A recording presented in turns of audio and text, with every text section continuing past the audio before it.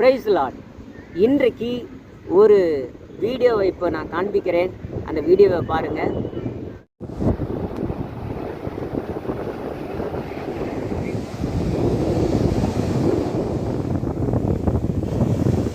இந்த வீடியோவை நீங்கள் பார்த்தீங்க, கடல் அலைகள் வருகிறதை நீங்கள் பார்க்குறீங்க.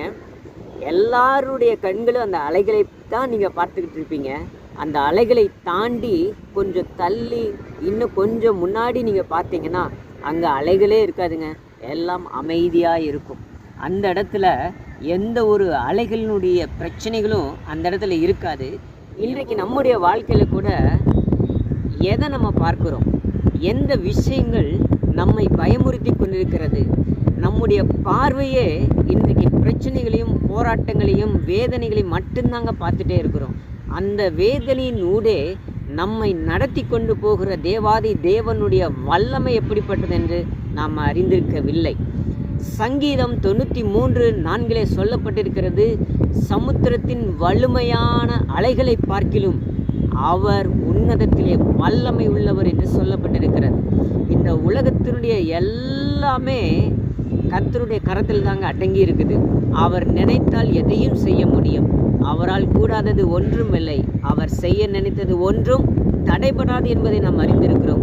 எனக்கு பிரியமானவர்களே, இந்த நிகழ்ச்சியின் மூலம் இன்றைக்கு நான் உங்களுக்கு சொல்லுகிறேன், எதை குறித்து நீங்கள் பயந்து கொண்டிருக்கிறீர்களோ, எது உங்களுக்கு பிரச்சனையாய் நின்று கொண்டிருக்கிறதோ, எந்த விஷயம் உங்களை கலக்கமுறை செய்து ஒவ்வொரு நாளும் தூங்க விடாமல் நின்று கொண்டிருக்கிறதோ, கர்த்தர் இன்றைக்கு உங்களுடைய வாழ்க்கைக்குள்ள குடும்பத்திற்குள்ள அந்த பிரச்சனைகளுக்குள்ள கர்த்தர் இன்றைக்கு குறுக்கிட்டு கர்த்தர் ஒரு சமாதானத்தை கட்டளையிடுவாராக என்று உங்களுக்காக நான் ஜெபிக்கிறேன்.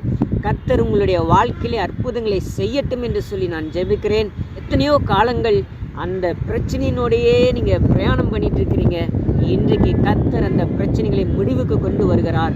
இன்றைக்கு கர்த்தர் உங்களுக்கு ஒரு புதிய தொடக்கத்தை தர விரும்புகிறார். ஆண்டவரே, நான் என்ன செய்ய வேண்டும் என்று ஆண்டவர்கிட்ட கேளுங்க. ஆண்டவர் உங்களுக்கு ஒரு நல்ல ஒரு ஐடியாவை கொடுக்க போகிறாரு. அந்த ஐடியா உங்களை அடுத்த கட்டத்திற்கு நகர்த்தி கொண்டு போகும். 2026 டிசம்பர் 31க்குள்ள கர்த்தர் உங்களுடைய எல்லா பிரச்சனைகளையும் முடிவுக்கு கொண்டு வந்து 2027வது வருஷம் நீங்கள் புது வருஷத்தில் போகும்போது சந்தோஷத்தோடும் களிப்போடும் கொண்டாட்டத்தோடும் கர்த்தர் உங்களை நடத்தி கொண்டு போக போகிறார். நீங்களே ஆச்சரியப்படுகிற விதத்தில் கர்த்தர் உங்கள் வாழ்க்கையில் குறுக்கிட போகிறாரு. இந்த வருஷம் நீங்கள் ஆயத்தமாக இருங்க, ரெடியாக இருங்க. கர்த்தர் உங்களுக்கு அற்புதத்தை தேவன் செய்ய போகிறார்.